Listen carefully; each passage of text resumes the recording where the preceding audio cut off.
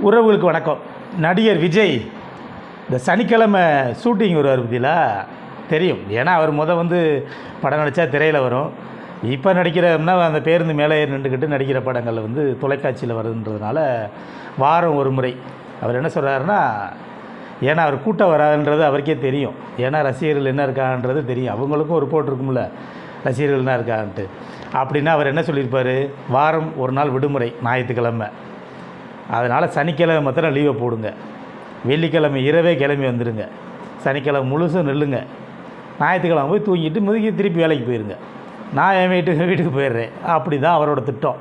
அவர் கேட்டால் தொந்தரவு பண்ணக்கூடாதான். தொந்தரவு பண்ணக்கூடாதுன்னா நீங்கள் ஒரு இடத்துல அங்கே ஒரு மாவட்டத்தில் அனுமதி வாங்கி கூட்டம் நடத்துங்க, ஒரு பொட்டலை போட்டு சுத்தம் பண்ணி கூட்டம் நடத்துங்க, யாருக்கும் தொந்தரவு இருக்காது.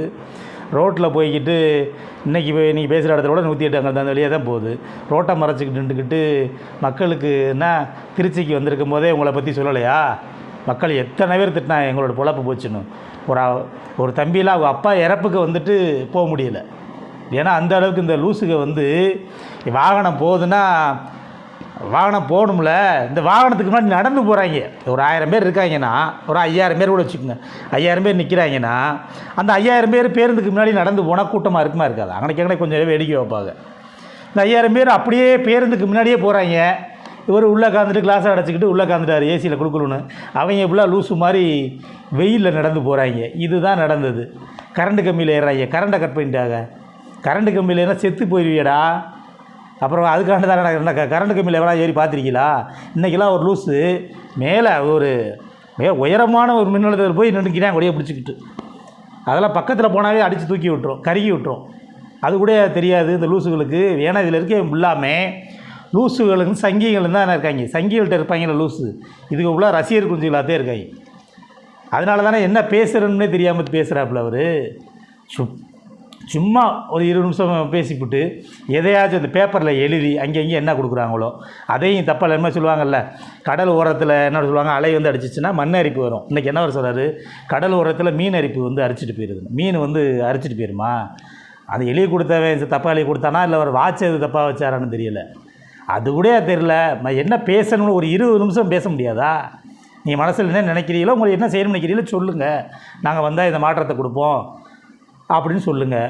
அதை விட்டுட்டு போகிற போக சும்மா ஒரு பேப்பரை வச்சுக்கிட்டு அதில் பேப்பர்லையும் தப்பாக வச்சுக்கிட்டு இருந்தீங்கன்னா அதை நினச்சி பாருங்கள். முழுக்க முட்டாள்தனமானதாக இருக்காங்க, லூஸ் மாதிரி இருக்காங்க. அது ஐயோ பேசணுன்னா போதுமா, நீங்கள் எதிரி நினச்சிட்டா உங்களுக்கு எதிரி வில்லன் நினச்சி படத்தில் சொல்லுவாங்க, உனக்கு நன்மை நான் தாண்டா வில்லன் கதாநாயகன்ற மாதிரி. இவர் இன்றைக்கி திமுக எப்பேற்பட்டவெல்லாம் சொல்லி பார்த்து ஒன்று ஒஞ்சி விட்டாங்க.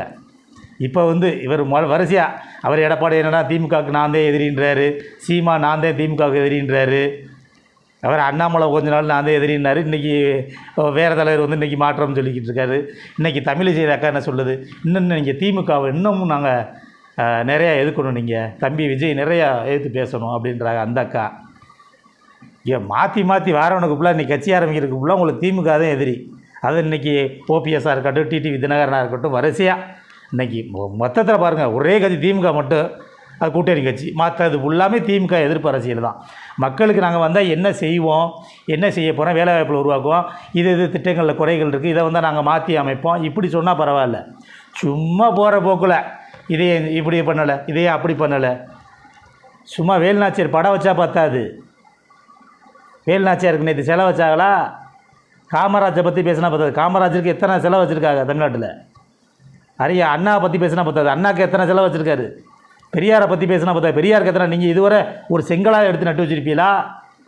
நீங்கள் உங்கள் படத்துலையோ உங்கள் வீட்டிலையோ உங்கள் பக்கத்துலேயே எடுத்து வச்சுருப்பீங்களா? நீங்கள் உங்கள் சொந்த இடத்துல கூட நீங்கள் சொல்கிறீங்க நான் கஷ்டப்பட்டு வந்தேன் அப்படின்னு சொல்லி. கஷ்டப்பட்டு உழைச்ச காசை வச்சு வந்திருக்காராம் அவர்.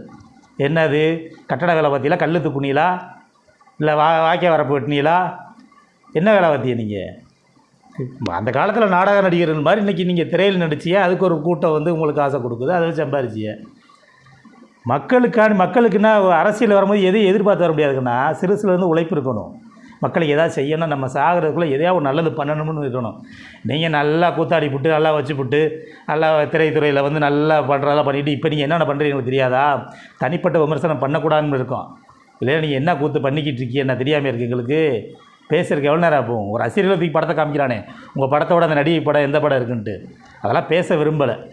ஏன்னா அது நீங்கள் உங்களெல்லாம் பேசி வளர்க்கக்கூடாது. நீங்கள் போகிற போக்கில் வந்துக்கிட்டு நீங்கள் ஒரு வெளிநாட்டுக்கு வந்து நிதியை கொண்டு வர போனாரா, நிதியை கொண்டு போய் போட போனாருன்னா நீங்கள் என்ன அர்த்தம்?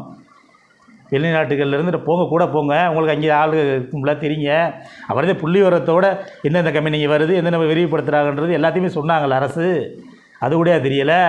சும்மா போகிற போக்கில் இந்த சங்கி கூட்டங்கள் சொல்லுங்கிற மாதிரி போகிற போக்கில் எதையாச்சும் அள்ளி தூவுறது. அதுக்கு இந்த லூசு பயில நின்றுக்கிட்டு விசில் அடிக்கிறாங்க மாற்றிக்கிட்டு. என்னன்னே தெரியாமல், அவர் என்ன பேசுகிறானே தெரியாமல். கேட்டால் வாரத்தில் 5 நாள் 6 நாள் விடுமுறை. நீங்கள் கேட்டால் அதனால் மக்களுக்கு தொந்தரவு இல்லாமல் வந்து பேசிட்டு போகிறோம்னு சொல்லி அவரால் தினசரி வர முடியாது. ஏன்னா அங்கே கூடுற கூட்டம் ஃபுல்லாமே அந்த பகுதியில் கூட்டின கூட்டம் இல்லை. இவங்க மொத்த ரசிகரை இப்படி கிளம்பி படத்துக்கு போடுற மாதிரி அங்கே போய் நிற்கிறாங்க. நல்லா நின்று பார்க்குறவங்களுக்கு ஊடகங்கள் நின்று பார்த்தா தெரியும். அந்த கட்சிக்காரங்க இன்றைக்கி போட்டிருக்கீங்கள மாவட்ட செயலாளர், அது என்னென்ன பொறுப்பில் போட்டிருக்கீங்களா, அவன் ஃபுல்லாக விஜய் வர அன்றைக்கி தூங்குறானா எல்லா பேர். அதனால தான் வாரத்தில் ஒரு தினசரி வரமாட்டான். எங்கே நீங்கள் தினசரி பண்ணி பாருங்கள், அந்த கூட்டம் வருதான்னு பார்ப்போம். அது வராது. ஏன்னா இயற்கையாக நாங்கள் நாம் தமிழில் இருக்கும்போது நாங்கள் என்ன பண்ணுவோம், கன்னியாகுமரியாக இருக்கட்டும், கோயம்புத்தூராக இருக்கட்டும், ஈரோடாக இருக்கட்டும், சென்னையாக இருக்கட்டும், திருச்சியாக இருக்கட்டும், மதுரையாக இருக்கட்டும், மொத்தத்தில் மொத்த பொறுப்பாளர்களில் ஒரு பாதி பேர் அங்கே போயிடுவோம். அங்கே அதே யதார்த்தம். ஒரு மாநாடு நடக்குது, பொதுக்கூட்டம் நடக்குதுன்னா அங்கே நாம் தமிழருக்கு அங்கே கூட்டின கூட்டம் எங்களுக்கு தெரியாதாது? எல்லா இடத்துலையும் நாங்கள் வண்டி வாகனம் வச்சு ஆளுகளை ஏற்றிட்டு போகணும். ஏன்னா நாங்கள் அப்படி ஏற்றிட்டு போனால் தான். இல்லைன்னா அங்கே சுவரொட்டி ஓட்டுறதுக்கே ஆள் இருக்க மாட்டானே. உங்கள் இதில் இப்போ ஆளுங்க இருக்கானா எல்லா இடத்துக்கும்? வேணும்னா தேட்டருக்கு முன்னாடி 10 பதக்கம் வைப்பான் உங்களை ரசிகர்கள் திரையரங்குக்கு முன்னாடி. வேறு என்ன செய்வான்? அவனுக்கு என்ன தெரியும்? அரசியல் பக்கம் பேச தெரியுமா? அரசியல் புரியுமா? உங்களுக்கே புரியலையே. இதுவரை உங்களுக்கு 45-50 வயசுக்கு ஆச்சு நெருக்கி, உங்களுக்கு என்ன பேசுகிறோம்ன்றது ஒருத்தர் எழுதி கொடுத்தா தானே பேசுகிறீங்க. அப்போ உங்களுக்கு ஒரு இயக்குனர் மாதிரி இயக்குனர் வந்து உங்களை இயக்கணும். இல்லைன்னா உங்களுக்கு ஒன்றும் தெரியாது. அது இங்கே வெளியில் உங்களுக்கு இது லூசுக வந்து நீங்கள் உள்ளே கலந்துக்கிட்டு குழுக்குழுன்னு வந்துட்டு வெளியே வந்து பேசிட்டு எதாவது போய்ட்டு இந்த லூசுக என்ன பேசினாலும் அவன் என்ன வேணும் பாருங்களேன். விஜய் தப்பாகவே ஒரு வார்த்தை பேசட்டும், அதுக்கு இவங்க கேட்க மாட்டாங்க. அண்ணே நீங்கள் தப்பாக பேசுகிறீங்க கேட்க மாட்டாங்க. அதுக்கு இங்கேன்னு சொல்லி இந்த பரத் காதல் படத்தில் பரத் ஞன்னு சொல்கிற மாதிரி விஜய் என்ன பேசினாலும் இவங்க பேசிக்கிட்டு இருக்க போனதுதான். அதெல்லாம் போயிடும். நீங்களாம் எதிரியெல்லாம் நீங்கள் பார்த்து முடிவுன்றதில்லை. எங்களுக்கு எதிரி நீங்களா உங்களெல்லாம் ஒரு ஆளாக பொருட்டுறதில்லை. பேசி கடந்து போகணும்னா நீங்கள் திருப்பி முதலமைச்சரை பேசினா, திமுக பேசினா தான் உங்களுக்கு விளம்பரம் வரும்ன்றக்காண்டி ஊடகங்கள் பாருங்கள் அப்படி பேசுகிறாரு அப்படின்ட்டு. ஏன் இந்த அடிமை எடப்பாடியை பற்றி என்னென்ன நீங்கள் பேசிக்கிட்டு இருக்கீங்க? 10 வருஷம் இருந்தாங்கல்ல அதிமுக, அவங்க என்னென்ன செஞ்சால்? திமுக தான் இருக்கா? சுதந்திரத்துலேருந்து திமுக தான் இருக்கா? மொத்தத்தில் இப்போ இன்றைக்கி இந்த பாலம்லேருந்து இன்றைக்கி இருக்க எல்லா இதுக்குமே திமுக மட்டும்தான் காரணமா? குறைகளே இருந்தாலும் அதிமுக பற்றி நீங்கள் பேச மாட்டீங்க. என்ன நீங்கள் போகிற போக்கில் எல்லாமே சொல்லாமுங்க. 100 பேர்த்தை யாருமே திருத்தி வர முடியாது. இங்கே இருக்க இப்போ தமிழ்நாட்டுக்கு ரசிகர் மொத்த பேருமே இளைஞர்கள் ஃபுல்லாமே விஜய்க்கு மொத்த ரசிகர்களாக இருக்காங்களா? அஜித்துக்கு இல்லையா? தனுஷுக்கு இல்லையா? இன்றைக்கி சூர்யாவுக்கு இல்லையா? சும்மா போகிற போக்கில் என்னமோ தமிழ்நாடே உங்களுக்கு பின்னாடி இருக்குது, எல்லோரும் வீட்டில் இருக்காங்கன்னா நீங்கள் வாங்கய்யா, வந்து நில்லுங்க. 2026 ஓட்டு வாங்குங்க. நீங்கள் எவ்வளோ ஓட்டு வாங்குறீங்க, எத்தனை இடத்துல டெபாசிட் வாங்குறீங்கன்னு நீங்கள் பார்த்து கட்டுத்தொகை வாங்குறீங்கன்னு உங்களுக்கு பார்த்தாவே தெரியும். அன்னைக்கு தெரிஞ்சுவிட்டு நீங்கள் அன்னைக்கு பேசுங்க. சும்மா போகிற போக்கில் போய்ச்சிக்கிட்டு என்னமோ அதை இதில் பேசுகிற மாதிரி நான் தான் வேறு யாரும் இல்லை அப்படின்னா நீ வாடி பேசிட்டு போக வேண்டியதான். மக்கள் இதெல்லாம் பார்த்துக்கிட்டே இருக்கா. கோமாளித்தனத்தெல்லாம் பார்க்குறதுக்கு உங்கள் ரசிகர் மாதிரி இல்லை, மொத்த ரசிகர் மாதிரிலாம் இருக்க மாட்டான். எல்லோரும் சிந்திக்கிற அளவுக்கு இருக்கான். எத்தனை நடிகர் இருப்பான்? எந்த நடிகருக்கு ரசிகர் இல்லை சொல்லுங்கள் பார்ப்போம். இனிமேல் தமிழ்நாடே திரும்பி நிற்கிதுன்னு நினைக்கிறீங்க? உங்கள் பக்கத்து நிற்கிறோம்னு நினைக்கிறீங்க? திமுக கிட்டத்தட்ட 2 கோடி உறுப்பினர், 1 கோடி குடும்பத்துக்கு மேலே சேர்த்துருக்காங்க. ஒரு குடும்பத்துக்கு குறைஞ்சபட்சம் 2 பேர்னாலும் 2 கோடி உறுப்பினர். அப்புறம் குடும்பத்தில் 4 வச்சாலும் ஆவரேஜாக 3 கோடி உறுப்பினர் சேர்த்தாச்சு. 2லேருந்து 3 கோடி. நீங்கள் சும்மா அங்கே எங்கன்னா ஒரு 50,000 பேர் 20,000 பேர்த்த கொண்டு வந்து அங்கனே இங்கே இருக்கவனப்பெல்லாம் மொத்தமாக கொண்டாந்து பாடிக்கிட்டு நான் தான் மாற்றுனா வாங்கய்யா.